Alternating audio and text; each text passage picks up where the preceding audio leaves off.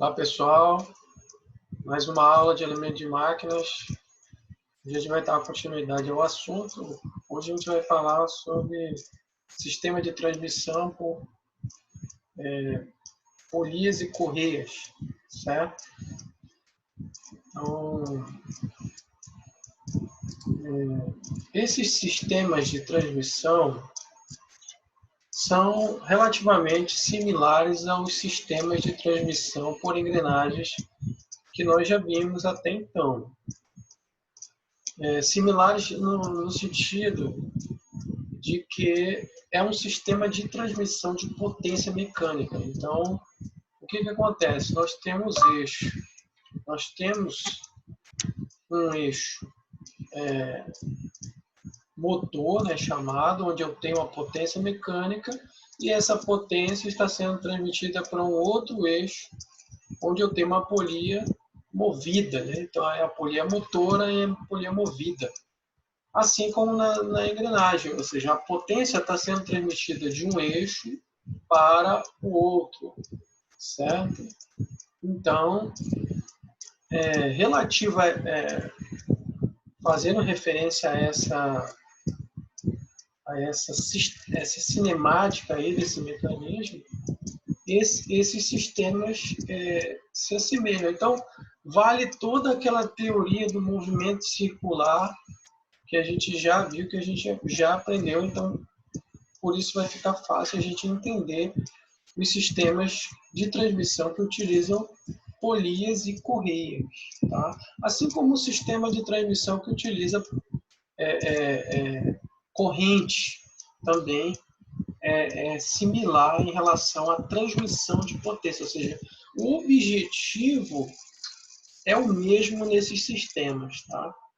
Só que devido ao nível de esforço, ao tipo de aplicação, ao peso do sistema, se opta ou por polia, ou por corrente, ou por engrenagem, e ainda os vários tipos de engrenagem que nós vimos. Tá? Então, essa aplicação vai depender disso. Então, esses sistemas, nesse contexto de transmissão de potência, eles são todos iguais em relação ao movimento circular, potência que está sendo transmitida, torque, né? Aí eles têm uma diferença de eficiência, ou seja, cada um tem um nível de atrito maior e acaba tendo diferentes tipos de perdas aí.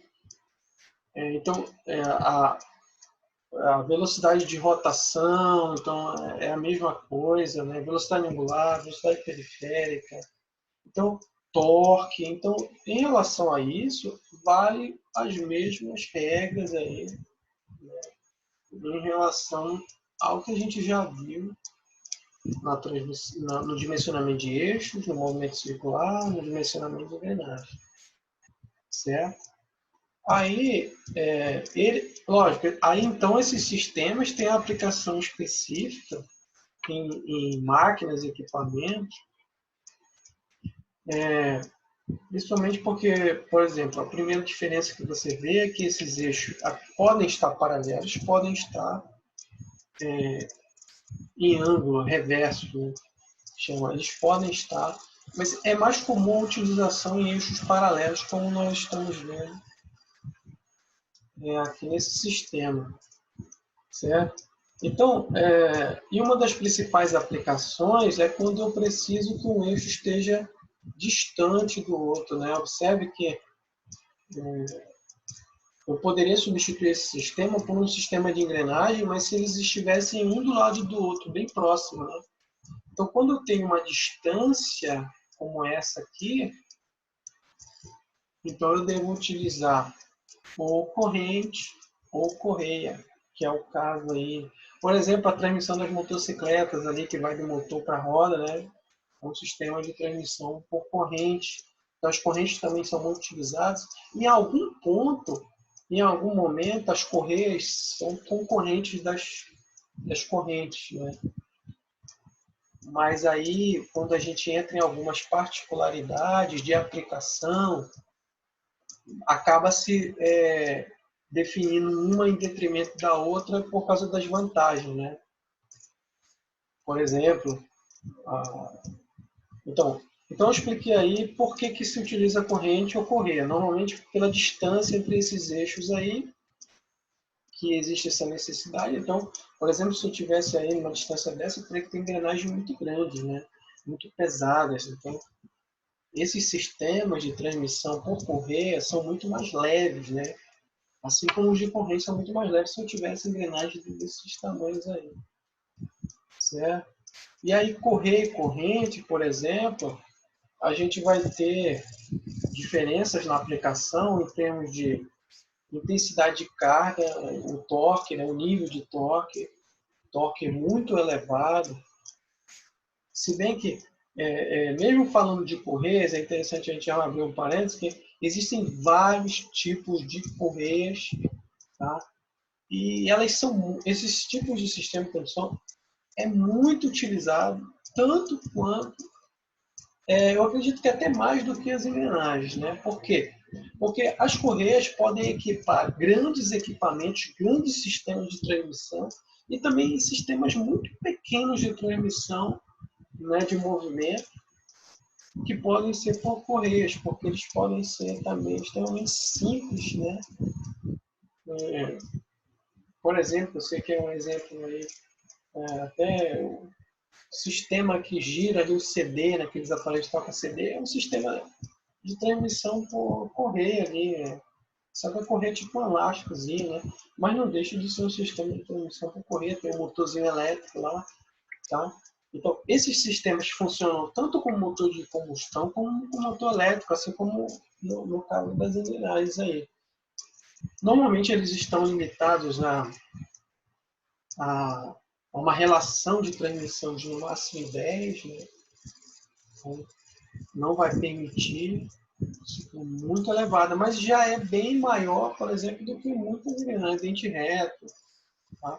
Então, normalmente se opta por esses sistemas realmente quando eu tenho uma distância, né, entre esses eixos. As velocidades não são tão elevadas, por exemplo, também. Velocidades mais elevadas, esses sistemas já não se adequam também. Então, esses sistemas evoluíram, há vários tipos de correia, há correias lisas, dentadas, de perfil, a gente vai ver alguma coisa aqui, não dá para ver tudo, né?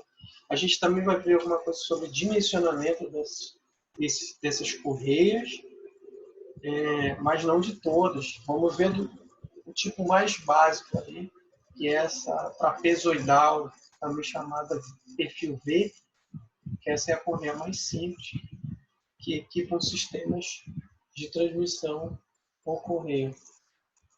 Certo? Então, observe também que tem, por exemplo, você vai encontrar aí duas polias, né? Então, as polias aí também fazem parte. Polias de um canal, 2 canais, 3 canais, que utilizam uma ou mais polias. Né? Isso também é dimensionado para saber quantas polias eu devo utilizar. Então, isso aí a gente vai ver aqui. Também vou colocar alguns vídeos práticos, né, para mostrar, né, os vários tipos de correia, vídeos que mostram os tipos de correia, para vocês poderem ter uma visão prática também das correias ali. Visualização. Nosso foco aqui do material didático é mais a parte de dimensionamento, então a gente pega um exemplo desse, né, como o caso da mola, que a gente fez com a mola, dimensionamento da mola, utilizando a mola que é mais usada, que é a mola helicoidal. Então, a correia mais usada é a trapezoidal aí. Então, a gente vai ver um caso de dimensionamento, já que o nosso foco aqui, o foco do engenheiro é o dimensionamento desses sistemas, né? E é interessante. Então, os vídeos práticos eles são complementares para alguma questão de manutenção, de falha, de problemas que podem surgir, montagem, etc. Tá? E aí, então, eu falei sobre essa situação, né, de árvores paralelas e árvores reversas. Né? As correias têm uma característica de elas funcionarem, então elas precisam de um ambiente limpo. Né? Então, essa é uma das limitações, por exemplo. Que às vezes você opta por corrente, por exemplo, e não por correia. Né? As correntes elas trabalham em ambientes sujos, né? Ambientes com materiais abrasivos até. Então, as correias não, as correias precisam de um ambiente limpo, ou seja, não pode haver graxa nesse mecanismo, nessas polias, não pode haver graxa nela, né? Não pode haver fluidos, né?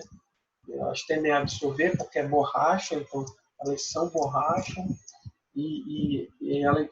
então, de forma geral, elas são borracha com um cordel, né, de nome de poliamida ali, de couro, dos mais antigos ali, mas é um polímero ali dentro, tipo umas cordas, falando um português mais claro, né? Na verdade, são esses cordéis que dão a resistência mecânica dela aí para ela não quebrar na tração, né? Tá? E a borracha dá essa flexibilidade para ela, inclusive para aplicação em árvores reversas, como é o caso aqui. Tá? Apesar de existirem esses sistemas, ela é mais utilizada, então, na forma em árvores paralelas. Ela é mais utilizada dessa forma aqui. Então, correias planas, então existem várias correias planas lisas, correias planas com ranhuras, correias planas com dentadas. As dentadas, né, são correias planas. Os veículos, por exemplo, automotores, eles têm vários tipos de correia. Então, eles têm os motores dos veículos automotores, eles têm transmissão por corrente, por engrenagem, que a gente já viu, normalmente interna, então está em banho de óleo lá dentro do motor, que é a transmissão, mas eles têm sistemas de transmissão por correia e por corrente, né? Por exemplo, sincronismo de comando de válvula com a manivela, são correias dentadas, né? Utilizadas ou correntes, depende da montadora aí de veículo. Elas utilizam as duas, então você vê claramente que há uma competitividade aí, correia e corrente. Nesse caso, as correias dentadas competem diretamente com as correntes, né? A corrente ela tem uma vida útil maior, obviamente, vai durar mais, né? Então, mas aí ela já precisa de óleo, né, para ser lubrificada. Então você observa, por exemplo, tem motores de veículo, a Ford normalmente utiliza corrente, essa corrente de comando, né? O sincronismo do motor ali, do comando de válvula com a manivela. Só que essa corrente fica dentro, numa caixa que a gente não vê, porque ela precisa de lubrificação. Então fica girando uma lubrificação ali e fica lubrificando ela o tempo todo. Se não tiver essa lubrificação, ela vai te gastar muito rápido, vai perder a vida útil dela, além de fazer um ruído muito grande, porque ela é metálica. As correias dentadas, elas trabalham em ambiente seco, limpo, né? Então o que você vai ver é, por exemplo, só uma tampa plástica ali para proteger ela, mas ela está na parte externa do motor com uma tampa plástica protegendo exatamente de sujidades, né? De sujeira, de óleo, por exemplo, de material granulado, né? Que pode danificar ela rapidamente aí. Então, mas mesmo assim elas estão competindo, só que dentro das suas particularidades. Então, há uma competição, sim. Nada motocicleta a gente vê que é corrente. Existem motocicletas a correia ali no sistema de transmissão. Há várias aí, principalmente a maiores cilindradas, por exemplo, alguns sistemas de transmissão. Os sistemas de transmissão CVT, que é por correia variável. Mas nesses casos, elas precisam ficar dentro de uma tampa ali para não pegar sujidade, né? Já as correntes ficam ali à vista, pegando areia, pegando tudo ali, elas são mais resistentes. Mas aí não tem uma lubrificação, depende de uma lubrificação de manutenção, porque não fica circulando óleo. Você tem que lubrificar constantemente a corrente da motocicleta ali, porque senão ela fica muito seca e isso vai influenciar na vida útil dela, porque ela vai desgastar mais rápido. Se tiver sujidade também, ela vai ter maior desgaste também. Estou dando uma visão geral para vocês aí sobre correias planas. Então, observe as relações de transmissão aqui, ó, vai até 10. Aqui vai até 15 às vezes, né? Então, ela tem mais material, mais resistente. A gente vai ver aí. Então, aqui, ó, ele diz que chega até 15, né? A relação de transmissão. entenda que uma relação de transmissão 15, eu vou ter que ter um diâmetro aqui dessa polia 15 vezes maior do que essa. Esse negócio já fica meio absurdo aí, então até meio inviável. Então, nesse caso, o ideal é você ter uma alternância ali. Tá? Ela tem um excelente rendimento, esse tipo de correia, né? Chega até 98% de rendimento. Tá? Porque ela é simples, é um mecanismo simples, né? Que não pode haver deslizamento, né? Obviamente, considerando essa eficiência, não há deslizamento. Né? E tem atrito, mas é pouco atrito, e é borracha com metal, o que minimiza bastante a questão do atrito. Então, a gente vai ver particularmente o dimensionamento das correias e nos vídeos práticos você vai ver outros tipos de sistemas aí. Então, para o dimensionamento, o que eu preciso? Né? Tipo de motor elétrico, motor a combustão, a potência desse motor. Então, esse é um dado fornecido pelo fabricante. Se tratando de correias, né, e polias também, obviamente que isso é um mecanismo de uma máquina, de um equipamento, e eu volto a falar sobre isso. Consultem manuais de fabricante, né? Vai substituir uma correia por outra, a correia quebrou, a correia, né, é manutenção, manual de fabricante, porque lá o manual de fabricante ele já vai te dar qual a correia, você não vai precisar dimensionar essa correia, né?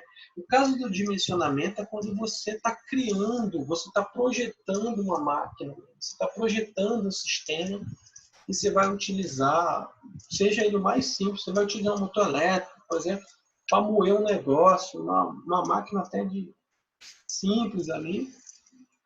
Então, aí sim você vai dimensionar, porque você é o projetista. Mas quando é uma máquina já projetada, ela tem manual de fabricante, né? Então, deve-se utilizar o que é recomendado pelo fabricante. Certo? A não ser que não tenha mais um manual, aí você vai ter que fazer uma pesquisa ali para ver o que é, né? Mas com a questão da internet, às vezes você digita o nome do equipamento, o manual já está disponível na internet, você pede do fabricante, ele fornece novamente para você. Então, existem possibilidades. Agora, quando você vai projetar, realmente você... E aí, quando se vai projetar, normalmente se pensa primeiro na correia em V aí, né? A trapezoidal. Então, a V também é chamada trapezoidal. E aí você precisa desses dados, tá? Tipo de motor, potência, rotação do motor, tipo de máquina de equipamento, tá? Que é o que a gente vai ver aí. Então, a gente vai... Esse aqui é outro tipo de dimensionamento que a gente vai usar várias tabelas também. Por quê? Porque essas correias, elas são fornecidas por fabricantes, então esses fabricantes têm catálogos e esses catálogos utilizam tabelas que precisam de alguns dados para poder ser selecionada essa correia. Tá? Rotação da máquina, obviamente a rotação é um fator importante. Distância entre os centros, que vai dar o comprimento dessa correia, né? Então essa é uma das principais características desse sistema de transmissão, os eixos estão distantes entre si. E o tempo de trabalho diário do equipamento, isso para avaliar se o serviço é leve, é médio ou é pesado. Certo? Eu vou encerrar o vídeo aqui, para não ficar muito longo aqui também. Aí eu vou... Já está chegando a 20 minutos. Vou fazer um outro vídeo para dar continuidade a partir desse ponto, tá? Então, bons estudos e até o próximo vídeo.